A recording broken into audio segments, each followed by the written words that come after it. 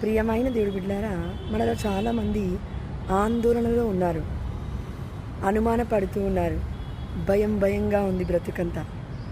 కానీ ఈ సమయంలో మనం గుర్తుపెట్టుకోవాల్సింది ఒకటే, నిజమైన భగవంతుడైన యేసుప్రభుల వారు మన రక్షకుడు, దయామయుడు, కరుణామయుడు, కృపామయుడు, అంతకన్నా ముఖ్యమైన ఇంకొక పేరు సర్వ శక్తిమంతుడు, ఎల్ షడ్డాయ్. ఆది అంతమునై ఉన్నాడు, మొదటివాడు కడపటివాడు, ఆల్ఫా ఒమేగా అయి ఉన్నాడు. సమస్తము దేవుడికి సాధ్యమే, మనకు అసాధ్యమేమో. కానీ ఎప్పుడైతే మనము దేవుడితో కట్టబడి ఉంటామో అధికముగా మనం ఫలిస్తాం. ఆమేన్, హల్లెలూయా. యోహాను సువార్త 15వ అధ్యాయం 8వ వచనం సెలవిస్తుంది.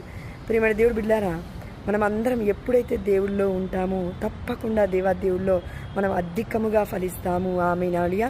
అదేవిధంగా దేవుడు లేక మనం ఏమీ చేయజాలము.